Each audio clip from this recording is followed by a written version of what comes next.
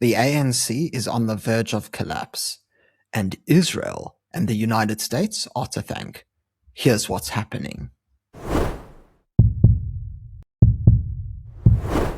As war wages across the Middle East, the ANC in South Africa are on the verge of collapse, with the walls closing around them fast. And many people don't realize that the reason why this political party is nearing its end of days is actually because of the Iran-Israel-US war, which is going on right now. And in this video, I'm going to explain to you exactly how the United States and Israel are causing the acceleration of the decline of the ANC. But before we get into it, could I please remind you to subscribe to the channel if you haven't already? It's completely free, and all you have to do is click on the subscribe button below the video. Furthermore, consider becoming a Power Club member to support the channel and enjoy some additional perks. You can do so by clicking on the join button below. Now let's get started. So before I explain how the ANC is falling, it's very important to understand the latest of what's going on in this Israel-Iran war. So overnight, we learned that the supreme leader of Iran, Ayatollah Ali Khamenei, has actually been killed. So earlier in the day, there were Israeli reports claiming that he was just eliminated during the airstrikes in the morning in Tehran, especially those on his presidential palace. However, this was not confirmed. Prime Minister Benjamin Netanyahu later explained that he received confirmation, and then in the middle of the night in Iran, the Iranian state media also confirmed this. So this is massive news coming out of there that Khamenei, the head of the snake, is gone. Now, of course, this is a massive victory for Israel, the US, and of course, the people of Iran who want freedom from this monstrous regime. But beyond that, the IDF and the Americans have really engaged in a massive campaign which has greatly weakened their entire Islamic regime and the IRGC. And in this ex-post here by the Israel Defense Forces, it explains how the IDF has conducted the largest military flyover in Israeli Air Force history. So 200 jets completed a broad strike against the missile array and the aerial defense systems of the IRGC in western and central Iran. Over 500 targets were hit, including aerial defense systems and missile launches in several locations throughout Iran simultaneously. And this was conducted following precise planning with excellent intelligence while synchronizing hundreds of fighter jets, and the strikes allowed the expansion of the IAF's aerial superiority over Iranian airspace. Now, the ANC's response to this was quite funny. I'm not even going to bother showing you the press release. You can look it up. It's pretty much all over social media. But they basically said, we condemn what's going on. It's a violation of international law. Please, can everybody return to the negotiating table and let's solve this diplomatically.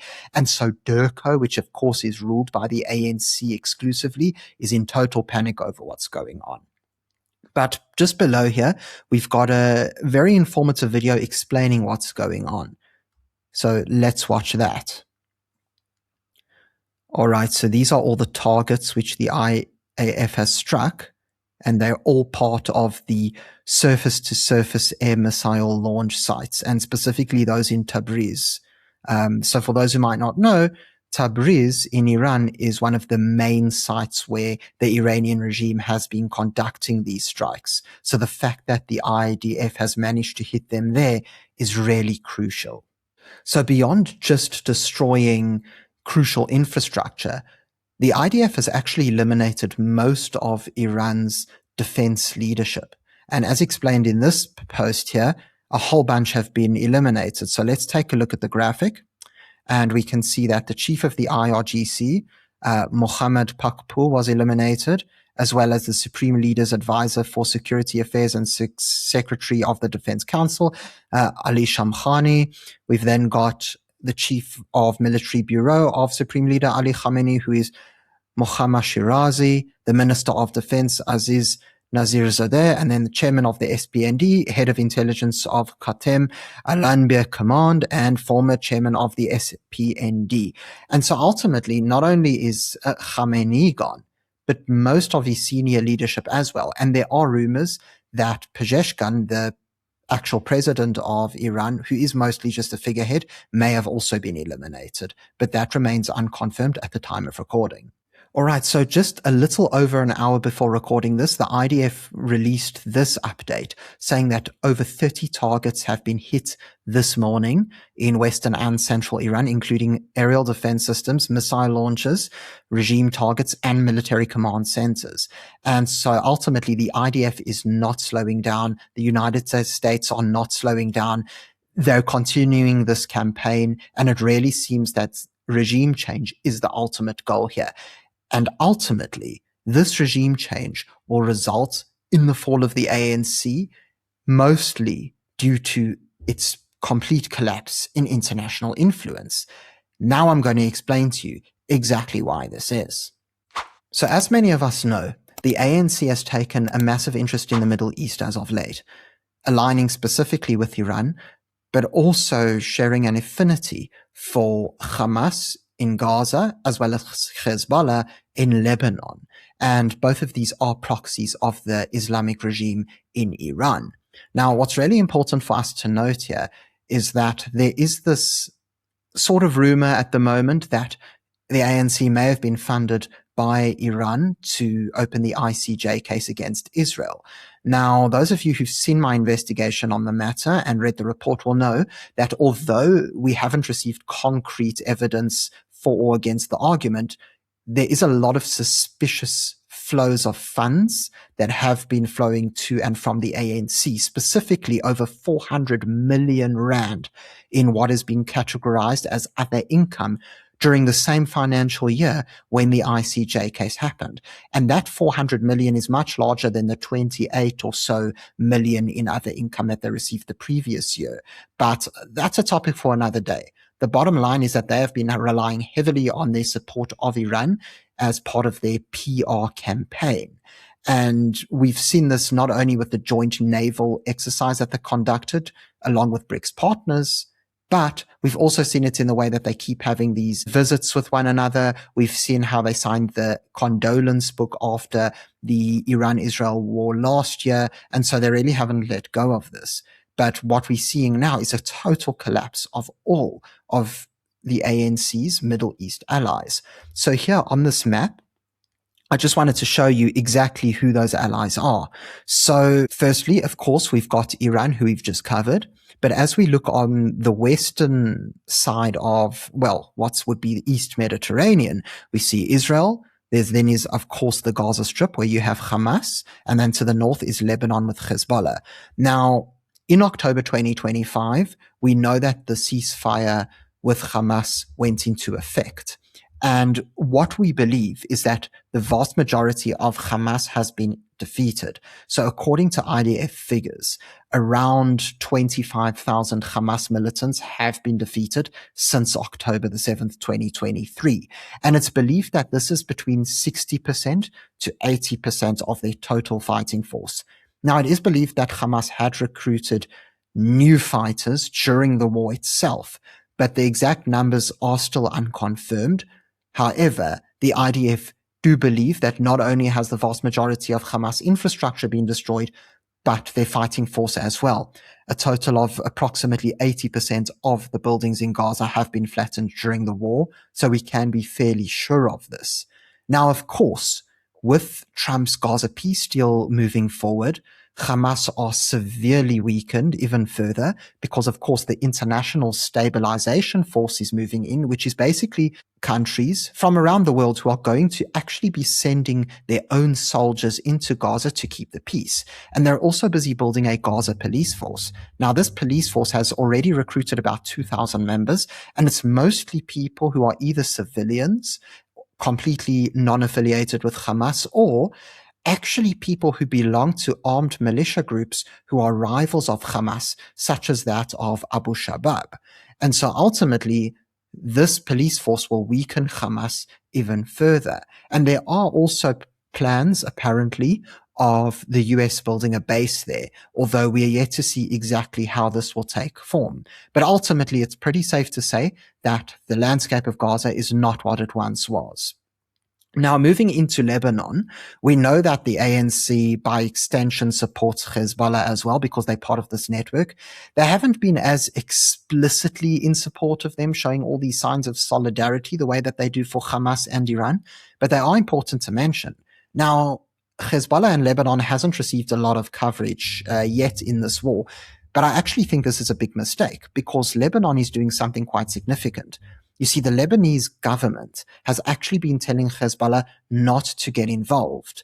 And in actual fact, this is quite interesting because on the same morning that Israel struck Tehran, the IDF actually struck terror targets across southern Lebanon belonging to Hezbollah. And it seems that they may have done this in order to prevent any sort of attack from the northern front as well as from Iran. And so it was a very smart preemptive strike by the IDF, and the Lebanese government are dead scared of getting involved in this war because they can see how devastating it is on scale. But something else that's really interesting is also happening. You see, the Lebanese government and the Lebanese armed forces are actually trying to disarm Hezbollah and weaken them politically as we speak. Now, of course, there are two sides to Hezbollah, just like there are to Hamas. One is the political faction and the other is the armed faction. And what's actually happening in Lebanon right now is that the Lebanese army has a program in place where they're trying to disarm Hezbollah. Now, just to make this a little bit clearer to understand, when the ceasefire between Israel and Hezbollah went into effect, Hezbollah was ordered to evacuate north of the Litani River. That's basically just a river that separates southern Lebanon from the rest of the country. And the first phase of the demilitarization program was for the Lebanese army to make sure that there are no Hezbollah forces south of the Litani River. And that seems to have been completed, at least according to the Lebanese armed forces. They're now moving into the second phase, which is actually disarming Hezbollah north of the Litani River. And so ultimately, they're looking to completely disarm Hezbollah across the entire country. Now, on March the 5th, there's going to be a conference in Paris whereby the United States, Saudi Arabia, the EU, and other world actors are going to show up and actually raise funds for Lebanon's army. And the reason for this is so that they can actually complete this mission to completely weaken and disarm Hezbollah entirely so that they no longer pose a military threat. And of course, this is good for Israel as well, but bad for the ANC, because now they are seeing their entire axis of allies in the Middle East completely collapse. Now, there's something else that's also quite important to notice about this, which is that yes, the ANC does like to align with other BRICS nations, but they're not going to come to the ANC's aid anytime soon either. You see, if we look at the war that's going on, Russia and China are not getting involved, and they're supposed to be big friends with Iran and their allies. We've also seen how India, another BRICS nation, has just struck several deals with Israel, and their Prime Minister, Narendra Modi, just visited Prime Minister Netanyahu in Jerusalem. He also addressed the Israeli parliament, and they have struck massive defense deals. In fact, before the visit, India had already bought over $8 billion worth of arms from Israel just this year. So just in the space of 2 months. And so they are not going to come to South Africa's aid, or rather, let's say the ANC's aid either. What's also important to note is that the United States, who is an Israeli ally, as well as the European Union and the West, are the main destinations for South African exports. Because after all, they are the countries, along with the likes of Japan, who is another US ally, who generally have a trade deficit with South Africa, or rather South Africa enjoys a trade surplus because they like being able to buy cheaper goods made in South Africa. When it comes to the BRICS nations, such as China, Russia, and Iran, South Africa runs a massive trade deficit because they buy a lot more from those countries than they actually sell to them. And so ultimately, if the ANC thinks that they're going to get rid of the United States and the West as allies and hope for some sort of a BRICS alliance, well, they're sorely mistaken. Anyway, this is great news for South Africa. Not only are South Africans rejecting the ANC en masse, as we've seen in elections and even in recent by-elections, but ultimately, so too is the world. And this truly does seem to be the beginning of the end of the ANC's political dominance. Thank you very much for tuning into this video. If you enjoyed it, please remember to subscribe to the channel for more content. Until next time, I'm Matthew Cohen, and this is the Power Pod.